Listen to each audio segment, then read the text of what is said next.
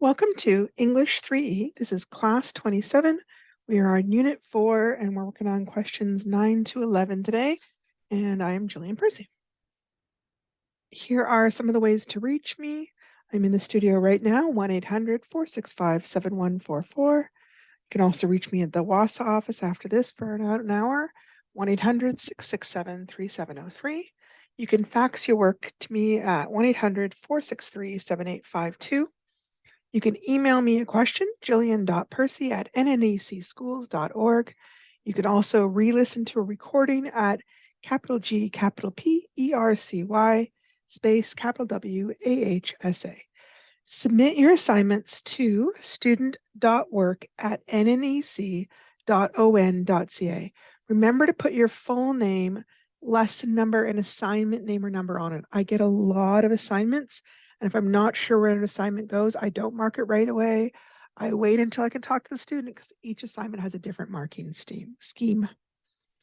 We are continuing our work in English 3E. This is the one called Attaining the Quest, and it is unit 4. Okay, yesterday we talked about direct objects. Today we're going to talk about indirect objects. So just a quick review, direct objects receive the action of the verb. So in this sentence, he threw the ball. Threw is the verb and the ball is the object, direct object. An indirect object receives or gets the direct object. And in the sentence, it comes before the direct object. So here are some examples. He threw Jane the ball. The ball is the direct object. It's what he's actually throwing, right? Jane is the indirect object. He's not throwing Jane, he's throwing the ball. He cut his son some cake. Cake is the direct object, that's what he's cutting. His son is the indirect object, that's who the cake is going to. They gave the police the drugs. Drugs is the direct object, police is the indirect object. It depends on what kind of verb you have, whether you can use direct objects or indirect objects. So some verbs will not work with direct objects. Intransitive verbs do not need a direct object. The action is completed all by itself. I'm so sorry. I don't know why this is happening. I shut down my other computer, so it should be fine, but apparently it is not. My apologies, guys. Hopefully this works. That was really weird. Okay. Intransitive verbs do not need a direct object. The action is complete all by itself. I can say, I dreamed, or he slept. Those are totally legitimate sentences. They might be short, but they have a complete thought. Transitive verbs need a direct object in order to make any sense. Listen to how these ones sound if we don't include a direct object. She gave. Doesn't really work. She's got to give something. She gave money to the man. He borrowed. He borrowed our lawnmower. Mom bought. Well, what'd she buy? Mom bought groceries. Now, there are some verbs that can be both transitive and intransitive. In other words, they can work with a direct object, but they also work without one. Then there's something special called ditransitive verbs. And ditransitive verbs work with both a direct and an indirect object. So here are some common ones. Ask, give, offer, send, show, tell, buy, assign, bet, bring, pay, cost, do, feed, find, lend, owe, pass, play, and get. Remember that a verb will still be transitive even if there is no indirect object. So if it says the vicar gave a sermon, that's transitive. The vicar gave a sermon to his congregation. Now, I'm going to mention here, some people would say this doesn't count as an indirect object because it's got the little word to. To me, if I were talking about this properly, I would actually say something more like, I apologize because just as I was reading it, realized I talked about the argument a little bit later, but I should have saw that earlier. I apologize. I might say it more like the vicar gave his congregation a sermon. Now, I want to point out both those sentences are totally legitimate sentences. So don't worry about that in terms of your writing. It's in terms of this is not technically, to me, an indirect object. This is an indirect object, should not have a preposition, and it should not technically come after the direct object. It should come before. Okay, but they're both different, definitely ways that you can write a sentence. Some people just prefer one way or the other. Some people really prefer the preposition form, where it just seems to make it's very clear. Some people find this kind of phrasing a little bit confusing. Indirect objects are often people. Like a lot of times you're giving the object to a person, but not 100% of the time. It's possible for something else to be the indirect object, like an animal. He fed the dog all the leftovers, or a place. The Nazis gave London a fright during the Blitzkrieg, or an inanimate item. I gave the room a quick inspection, or even a concept. She gives marriage a bad name. Indirect objects can be a noun, a pronoun, or a noun phrase.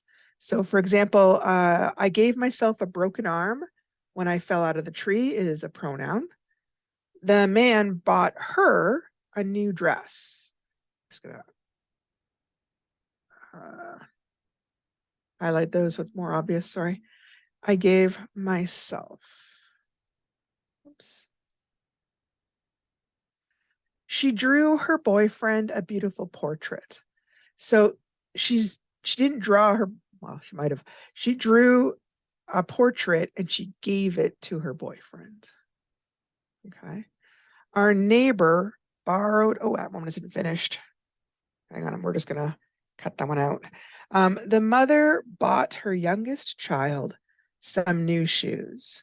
So her youngest child is the indirect object, and it's also a noun phrase. Okay. Can a sentence have an indirect object if there's no direct object? No, you really can't. An indirect object is going to be receiving or getting the direct object. If there isn't anything to give them, there can't be an indirect object. So if it says, I gave Martha blank, Martha would be the indirect object if I finish that sentence. But since we haven't given her anything, I can't really do it. The whole sentence doesn't make any sense in that sense. Occasionally, you might see a word that might have been an indirect object, but if there's no direct object to give to that person or that noun, then it becomes the direct object itself. Okay. Can an indirect object start with a preposition? That's what we were talking about with the Vicar one, and I read a few sites trying to understand this. Basically, like a lot of grammar right now, there's a lot of grammar that's under argument. And I think it's partially because of how we view language these days. For a long time, it was like, here is the rules, we follow the rules, and there's no deviation, and we want the rules to stay the same forever. But our attitude towards language these days is very different. And there's an awareness these days that sometimes how we actually use language has changed. And so it seems legitimate to change the grammar rules. Traditionally, no, you couldn't start an indirect object with a preposition. Certainly, that would be how I was taught. However, in some other languages, it is considered possible. And so some people feel like for the purposes of people learning more than one language, maybe we should allow it in English as well. I can't really get a sense from the internet of how widespread this point of view is. If it's something that really was a big issue, you could talk to somebody at your college, but I don't really think it's going to be. I just wanted you to be aware that it is sort of a topic up for discussion right now, but it's totally legitimate to have a prepositional phrase in the sentence. So it doesn't really matter in terms of writing. It just sometimes matters when you're trying to understand a sentence, I think. Okay, here's our next thing.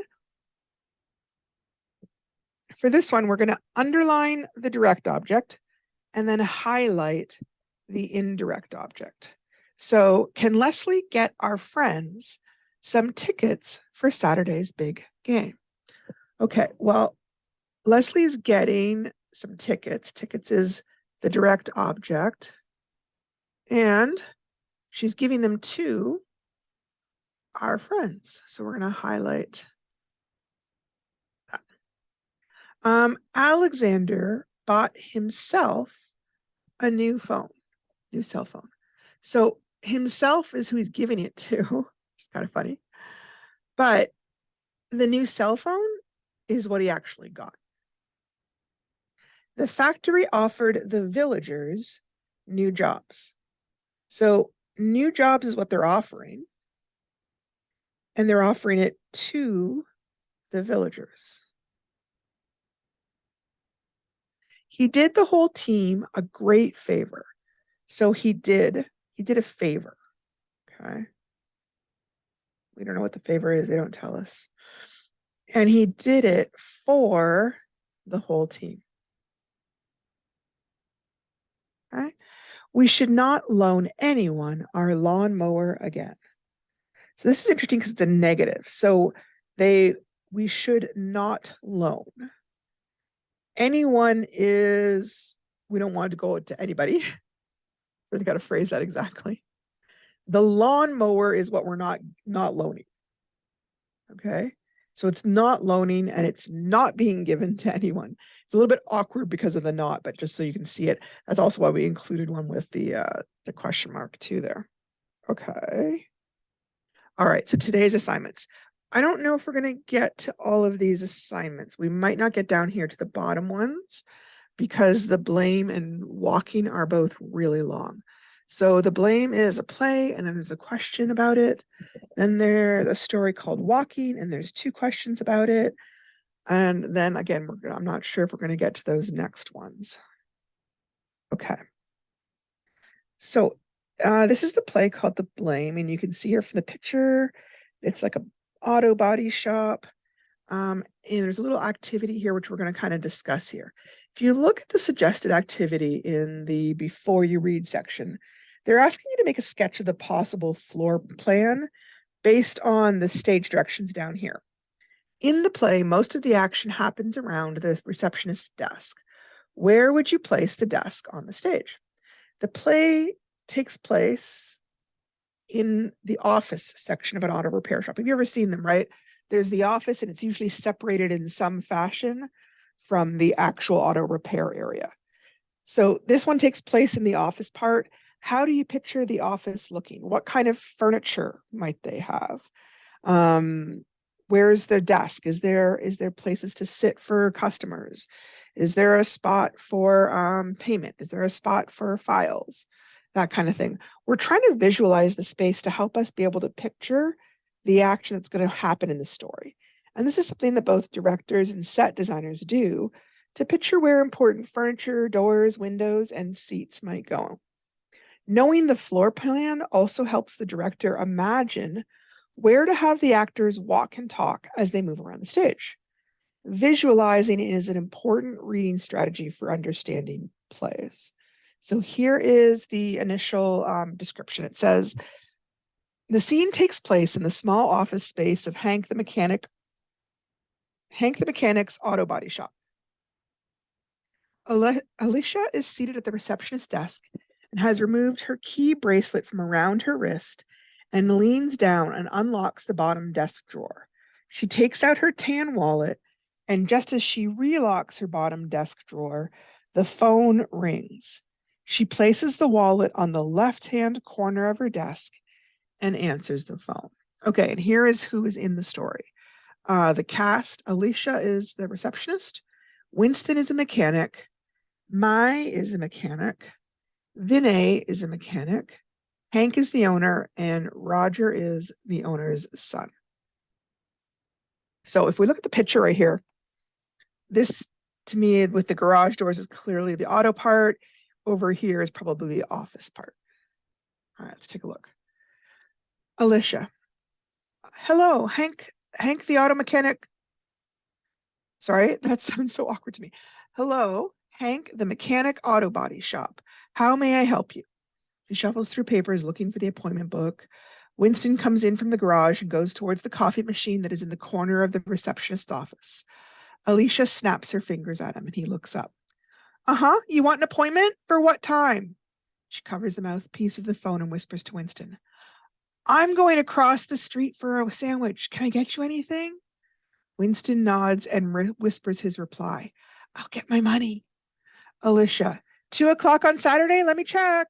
She puts the caller on hold, gets up from her desk, and continues her search for the appointment book. Winston, what are you looking for? The appointment book. It was right here a few moments ago. How can you find anything on that desk of yours? Alicia gives him a look of disgust and he picks up the wallet. Hey, new wallet? Looks like my wife's, except hers is green. He puts the wallet back down on the desk. You're not helping. Will you check to see if Hank brought the book with him into the garage?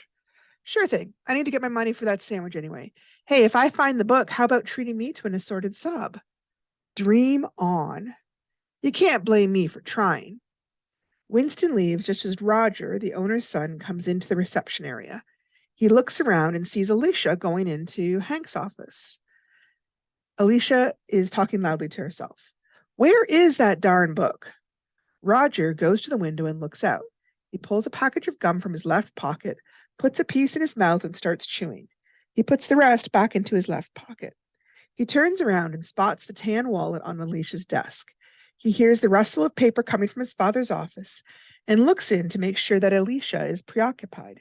He quickly picks up Alicia's wallet and puts it in his right pocket, just as Winston walks back towards the reception area carrying the appointment book. He tugs on his bulky sweater to conceal the stolen wallet. Roger does not see Winston because his back is to him. Roger turns around and bumps into Winston. Sorry, Winston. Hey, want some gum? He reaches into his left pocket just as Alicia emerges from Hank's office. Oh, sorry, Winston. I must have taken the last piece. Winston watches Roger go back into the garage. Oh, you found it. Where was it? Huh? Oh, the book. Hank had it. He was arranging a golf time with his buddies. He hands Alicia the book just as she sits down at her desk. She turns the page to Saturday, picks up the phone, and reconnects herself with the caller. Hello, sorry for the delay. Saturday at 2 is just fine. What is your name, please? She writes down the name in the appointment book. Okay, that's this Saturday at 2:00. See you then. Goodbye. She hangs up and lets out a sigh. She checks her watch. Time for lunch. She looks around for her wallet. Winston says, What are you looking for? My wallet. I left it right here. And she points to the left-hand corner of her desk. Are you sure? Hank, Mai, and Vinay come into the office. Hank hollers into the garage. Just leave that, Roger. Time to eat. No, put the wrench down. We'll get to it after we have lunch. He turns to his employees in the reception area. Hey, what about pizza? My treat.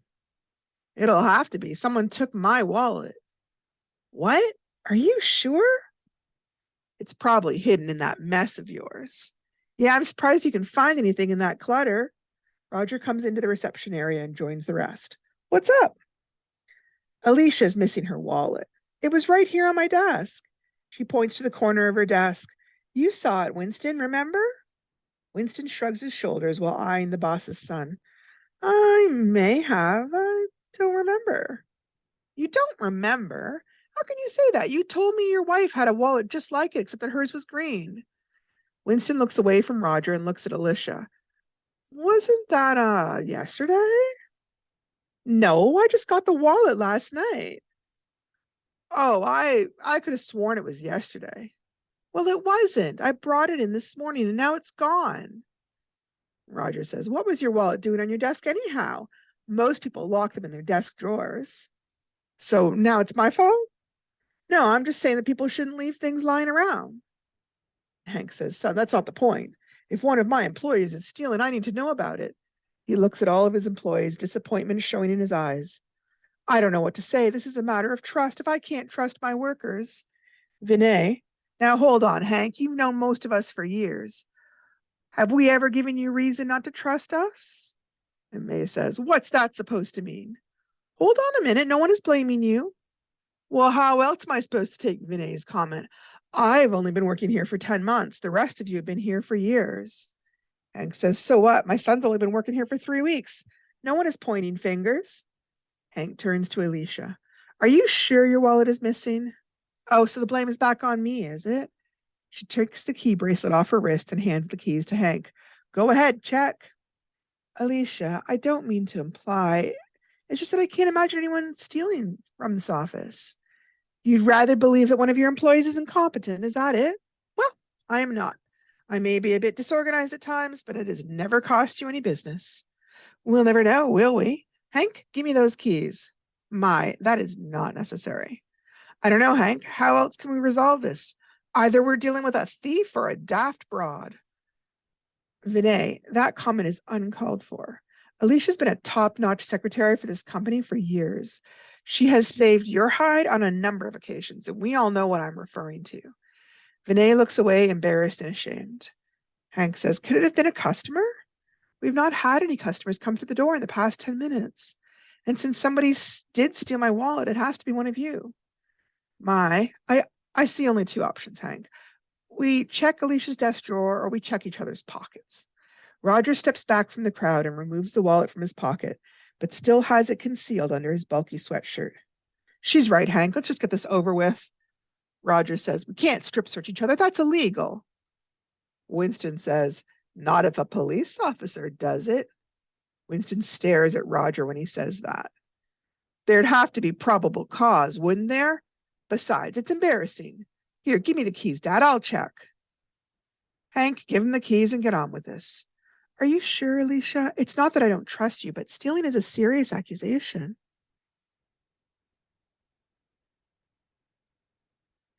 Do it. Hank gives the key bracelet to Roger. Roger gets down on his knees to open the desk drawer. Has anyone checked under the paper on the top of the desk? While everyone is preoccupied with searching the desk, Roger drops the wallet onto the floor and brushes it under the desk. He checks the desk, locks it, and stands up. Well, she's right. There's nothing in there. I told you, somebody stole it. Has anyone checked the floor? Alicia, May, and Vinay look at each other and immediately look around the floor. Winston says, or the security camera. Winston gives Roger a dirty look, and Roger's eyes widen in panic. Hank says, no need for that. We've struck pay dirt. See, I told you we're all trustworthy around here. Alicia looks apologetic. I'm sorry. I should have looked. Maybe I am a bit disorganized. My, a bit? You nearly started a riot. Winston, who says this is Alicia's fault? I think we should look at the security camera. That's what it's there for. Winston, we aren't blaming Alicia, but her desk is a mess. It doesn't require a detective. The evidence is pretty clear. Hank turns to Roger. Great work, son. You'll make a great boss someday. The future of this company is secure with you being trained to take over. That's what this company needs. Integrity, honesty, and rational thinking. Huh. Well, I guess that doesn't leave me much choice. Winston turns and walks out the door. My Roger, Hank, and Alicia watch as he leaves. Hank says, he's getting as unpredictable as Alicia here. Well, let's go get that pizza. They all exit, leaving Alicia standing by herself. She opens her wallet and looks inside. Hey, my money is gone. The end. All right, question number 9. In the play called The Blame, what happens that results in suspicion and discussion among coworkers at an auto body shop? Is the matter resolved in the end? Write at least 2 sentences. That's worth 3 marks. Before we go on to the next story, what is a quest? Quest is kind of a fancy word. It makes me think of knights riding horses and dragons and swords and that kind of a world. The dictionary says that a quest is a long search for something that is difficult to find or an attempt to achieve something difficult. So some examples were, nothing will stop them in their quest for truth. She went to India on a spiritual quest. She does aerobics 4 times a week in her quest to achieve the perfect body. In his quest for physical perfection, he spends hours in the gym. The United States is in the van of the quest to establish contact with beings from the beyond. I think they want vanguard, which is like the word for front. Fancy word. New equipment is being developed in a quest to stop drinking and driving. Scientists announced another breakthrough in their quest for a cure for prostate cancer. That was all from a dictionary definition, by the way. Before we start the next story, okay.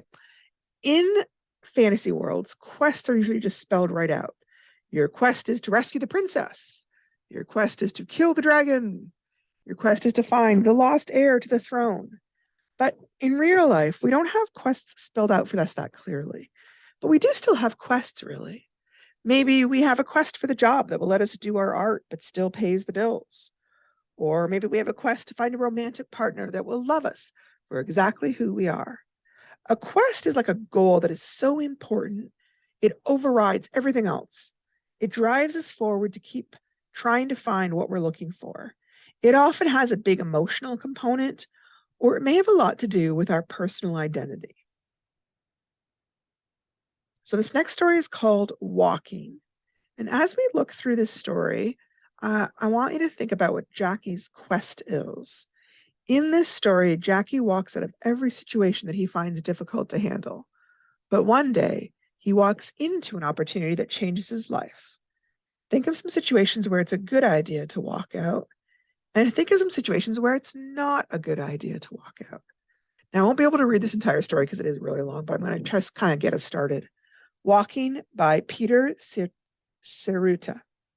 Man, everybody in that school was famous for something. Laurie Brogan was famous for all A's. Borden Kosh was the football captain. Anna Marie Naylor had the biggest chest, but I was famous for walking out. It's not as good as being football captain, but when you're 5'3" like me, you better know they don't ask you to join the football squad. I wouldn't want to play football anyways. So like I said, I was famous for walking out of that school, just getting up and walking, right in the middle of an English class or something. At first, it was some big deal, but later on, nobody even cared, or maybe they'd say, there he goes again, when I'd get up during some social studies test or something. But the teacher didn't chase after me in the hall no more. They didn't chase after me screaming, Jackie, you get back here, like Mrs. Duke done the first time I walked out. By the way, my name may be Jackie, but I'm no girl. I'm not like a Jacqueline or something. I'm just a guy named Jackie. At least that's what it says on my birth certificate. Anyway, I want to tell you about this one time I walked out. It was a Monday, a real springtime type of day. All the windows open so you could hear somebody mowing the lawn, and the bells from the Good Humor truck. And it smelled really good. The flowers outside and the lawn. Who wants to be in school on a day like that? Everybody in that class would have liked to walk out. The most famous chest and the most famous football captain, and even Mrs. Fergus, the teacher. You could tell because she gave us some dumb essay on my most amusing friend, so she could just sit there at her desk and file her nails. But I guess I was about the only one who had the guts to really get up and do it.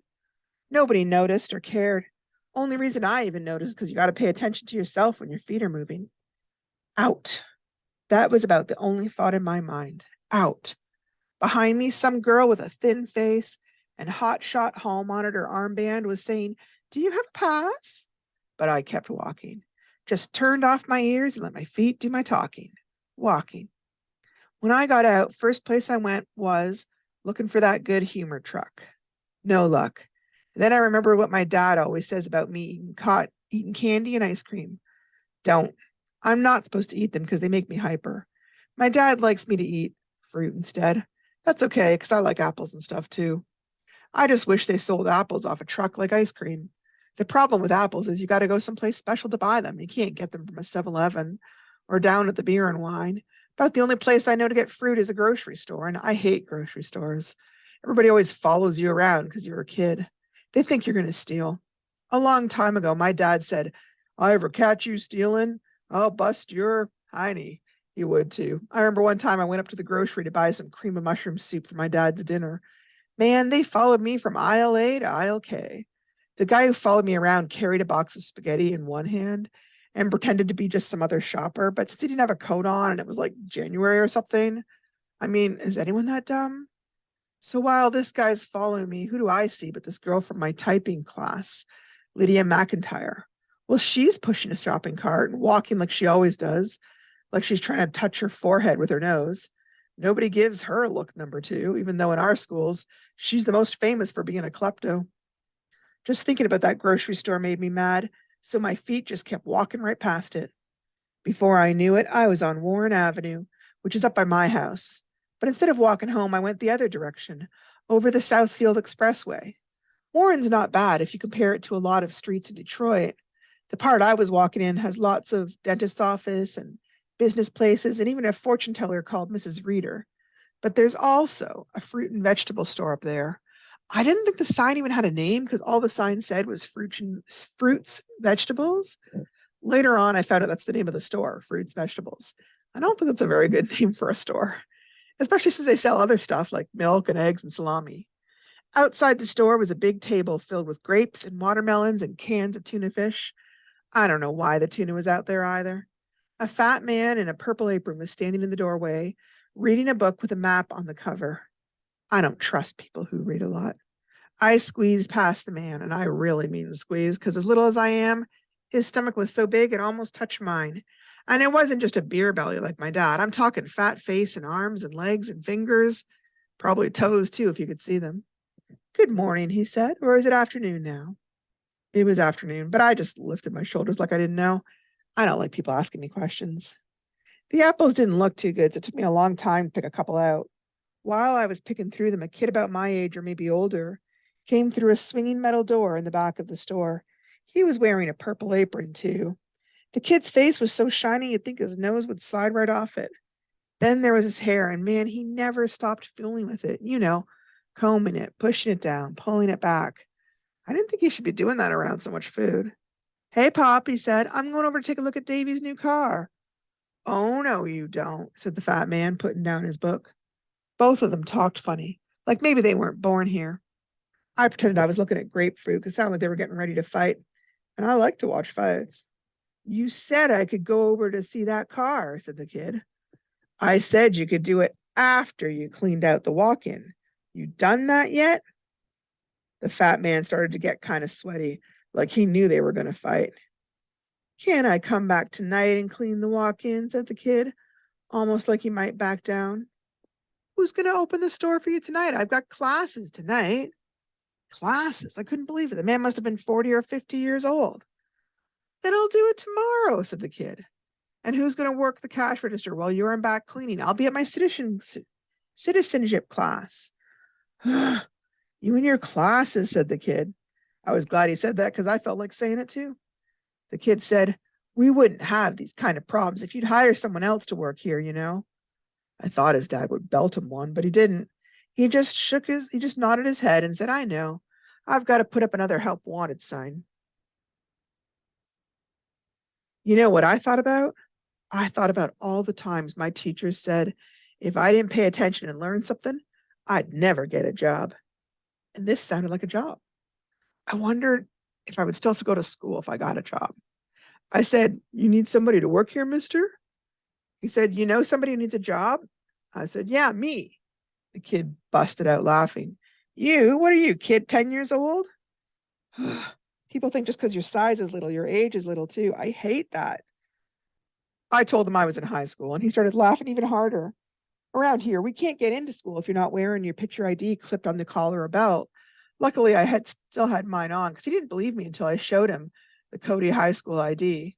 It's funny, but I thought I liked that kid until he started all that laughing. Then I liked his father better.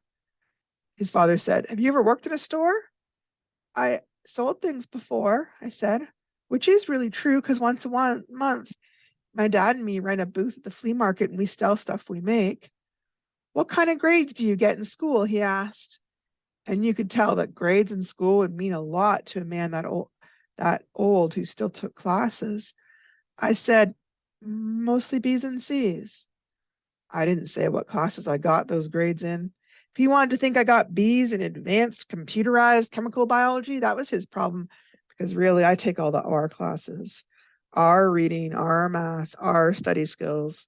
That's what it says right on my schedule. And one day, Ricky Lenz told me the R stands for retarded, but someone else said, shut up, Ricky, it means remedial.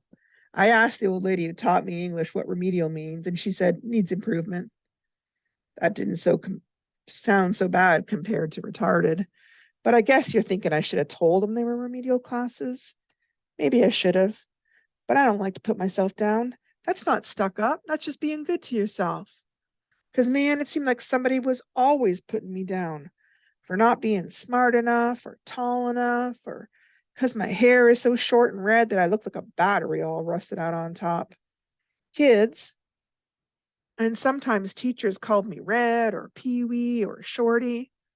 One time, a teacher back in middle school even called me a dummy. I hate when people call me a dummy because I'm not a dummy. I just can't sit still. I guess that's why I don't put myself down, because other people do it so much. The fat man told me he'd pay me $3.50 an hour and that I should start right then. He said he'd find an apron for me. The kid said, "Ho, ho, ho, why don't you just tie a dust cloth around him, Pop? That would probably fit him all right." His father didn't like that because he said, "Junior, I don't want to hear you talking that way to Jackie again." He found an apron, but I didn't feel like a sissy for wearing it because both the man and the son were wearing them. He had to fold it up a couple times before he tied it around my butt. Then he shook my hand and said, "Welcome to Fruits Vegetables." He told me his name, but I didn't get it. It sounded like Larry Polkaholic, but when I tried to say it, he just said, "Call me Larry." Nobody ever did tell me the kid's name, but everybody called him Junior, even some of the customers, so I guess that was it. My first job was to clean out that walk-in. Turns out a walk-in is a giant refrigerator filled with fruits and vegetables. I was in back of those metal doors in a place called the stock room. Junior was supposed to help me, but instead he just sat in the back there and witched. "It ain't fair. He's paying you $3.50 and I'm only making $3.75, he said. I thought it was pretty fair considering he wasn't doing nothing, and I was working my butt off. But first I took all the fruits and vegetables out of the freezer and piled them on big tables. Some of the fruit was loose and some was in heavy boxes. It took a long time to get all that out. When the big metal shelves were all empty, I took them out of the walk-in. They weren't too heavy, but they were so cruddy, they looked like they had a skin disease. Finally, I took out those wooden boards that covered the floor. They were pretty big squares, all slatted. Junior didn't seem too happy about the way I was working. He asked me, did I want to go out in the alley and smoke a joint? When I told him I don't touch that stuff, he looked like he didn't believe me and went out there by himself. I had to scrub and scrub the walk-in floor with a metal brush, but I could have used a blowtorch. But you know what? After I finished that floor and washed down the walls, it was shiny and I felt pretty good about it. I like to clean. I don't know why. Maybe it's because me and my dad clean our house every Sunday, and he used to be in the Navy, and the Navy likes things really clean. I scraped those wooden squares, then put them back on the floor. After I cleaned the metal racks and put them in the walk-in, I loaded the fruits and vegetables inside. When Harry saw the walk-in, he said, "Holy cow." I said, "Is that okay?" "I never saw it so clean," said Larry. Okay. The story goes on for quite a while after there. So I'm going to let you guys finish that yourselves, and we're going to take a look at the questions, okay? Question number 10, describe Jackie's quest in the story called Walking. This is a half-page handwritten, and it's worth 12 marks. So remember to use the writing process for question number 12. Brainstorm. What was his quest? What was he searching for? It's not necessarily obvious. He doesn't say, "My quest is." You're going to have to kind of look for what is driving him throughout the story. What is clearly super important to him? What are the events in the quest? And have you put the events in order? What obstacles get in the way of achieving his quest? Are there any? How did the quest end? Did he get what he was trying to achieve? Sometimes in quests, you get what you want. Sometimes you didn't quite get what you want, but you realize, oh, I really wanted something different instead. So just taking a look at that, think about what kind of ending it is. So after you've got some notes, put your notes into a rough draft. Paragraph, again, it doesn't say how many sentences, it just says a half page handwritten.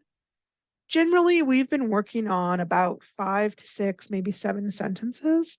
You want to make sure you have enough sentences that you've told what the quest is. So if you get to 5 sentences and you still have more to say, finish and write more, okay? If you said it very quickly, go back and add some more details so you can add some more sentences.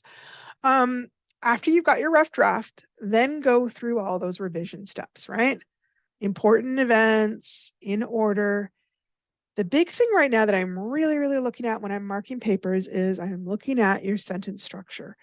Please be especially careful of run-on sentences. That's kind of the biggest grammar error I'm seeing in people's writing. Remember that commas are mainly used in sentences to set off a series of items. So for example, I like to eat pizza, comma, hot dogs, comma, hamburgers, comma, and ice cream. We can't use commas to separate two sentences. So just kind of quickly to give you an example, I can't say, I love to eat pizza with my family. We all love to eat together. That is two separate sentences. What we need for that was we would put a period there and we would add a W. Now, we do use commas when we're setting off introductory materials. We've talked a lot about complex sentences. I don't want to go over all of that now. We covered it really, really a lot in the last few days.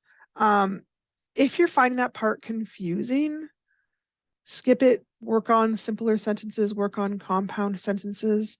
It's better to have simpler sentences that are punctuated correctly than to have sentences that are complicated, incorrect, and that makes them hard to read, right? Because I can't always tell what you're trying to get at if the sentence is just a run-on sentence. Word choice. Think about word choice. If you find yourself using the same word over and over, find some synonyms to make the paragraph more interesting. If you don't have to worry about words that are repeating, find a few words that seem ordinary or boring, and then find some synonyms that make your sentences more engaging, okay? This is an easy one. All you got to do is just go online, find some words on the thesaurus. If you don't have access to that, you can always just look at an actual thesaurus. And then, of course, as always, check your punctuation, check your capitalization and spelling. Oh, one more thing. As always, of course, topic, sentence to open, and restate topic in the closing sentence. So something about that. I need to say that is a crucial part of paragraph structure. Please make sure it is in your rough copy and make sure it is in your good copy.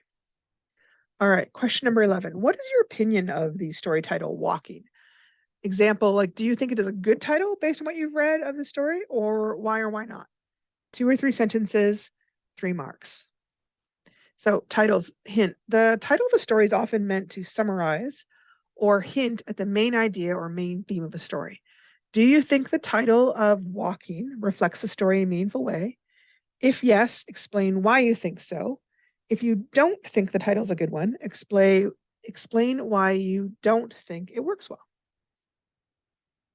Okay, so I grabbed kind of a little part of an essay on best book titles. And it talks about the best book titles are ones that grab our attention. They're creative and unexpected and make you want to know more about the book. While some of the most popular books of all times have simple titles like Don Quixote or Jane Eyre, some immediately want to make you know more about the story. So in other words, having a simple title is not a bad thing, but some do make you want to read more. Coming up with memorable and unique title that will stop readers in their tracks is no easy feat for an author. It takes a lot of careful thinking and creativity. In order to celebrate the best book titles we've ever heard, check out these 20 books with great titles. We're not going to do all 20 books, I just kind of grabbed a few. So an example is this. This one's called The Elegance of the Hedgehog. One common method of creating a unique title is carefully combining words that shouldn't go together, but create the perfect preview of the contents of the book. Originally written in French as L'Elegance de Raison, The Elegance of the Hedgehog is the contemporary fiction story of an upscale Parisian apartment complex and its eclectic inhabitants. It's like unusual or different, the people that live there. The title is a reference to an observation made within the story about one of the tenants. Even though it's fictional, this book offers profound and thought-provoking observations on community and human nature. And as the wildly different inhabitants of the building begin forming friendships, the elegance of the hedgehog teaches philosophical lessons by shrewdly exposing rich secret lives hidden beneath conventional exteriors. Okay, so that's an example of, in their mind, why that was a good title. Okay. Hang on. What makes a story title bad? Several things come off as bad or inappropriate in title. Misleading the reader is one. Like if you make them think it's going to be a mystery when it's really a romance, people can get annoyed, right? People who read mysteries, people who read romances might not be the same demographic, and they don't necessarily appreciate buying the wrong type of novel. Giving away the ending, calling a story the butler did it for a story in which the butler really did do it is annoying. On the other hand, if you said the butler did it, but in some crazy fashion you discover that the butler didn't really do it, everyone just thought they did it, that might be kind of a clever title, right? Making unintentional jokes or puns that have nothing to do with the story. Titles that are boring or don't seem to have anything to do or add to the story. Okay, so these are just some ideas on why a story might be bad. A story title, sorry, not a story. A story title might be bad or good. Ultimately, you're going to have to decide if the overall title of the story worked for you and why you thought it was bad or good. Please make sure you read the story to the end before you decide that. Okay. Here were some little memes just to kind of end our day here. How are your school goals going? And he's got his little sign and it says, distracting others and procrastinating, which is, I think, a common activity of all of us when we're feeling frustrated. So also true with school goals. I know it can be hard to kind of buckle down and get everything done. But I wanted to remind you, success is the sum of small efforts repeated day in and day out, by Robert Collier. We are almost at the end of this course. We are a good chunk of the way through Unit 4. We've only really got about a week and a half more of this course. I don't know about anyone else. Sometimes I find that I get tired near the end of a long stretch of work and I just want to give up. Like the 70% mark or the 80% mark is like the worst time for me. And I just want to encourage anyone else who's out there who's feeling that way. We are nearing the end of this course. And I promise you that if you've come this far, you can complete this course. So just do a little bit each day. I only have 4 days to talk to you out of the 7 days of the week. Just because I give you like 3 assignments on Monday doesn't mean they all have to get done on Monday, right? Sometimes you might do 1 or 2 or 1.5 of the assignments. Do the next one, watch the next video on YouTube, right? It's okay to space it out for whatever works for you, or, suddenly you get an extra day off and you can plow through a bunch of assignments. That's great if that works for you. But I just wanted to encourage you to have confidence that you absolutely have the power to do this and that we are getting really close to the end. And if you've gotten this far, you absolutely have the writing skills to finish this course, okay? Thank you so much for joining me today, and I look forward to talking to you guys tomorrow. If you need to talk to me, I'll be in the office for the next hour, and then I've got another studio session, okay? See you guys tomorrow.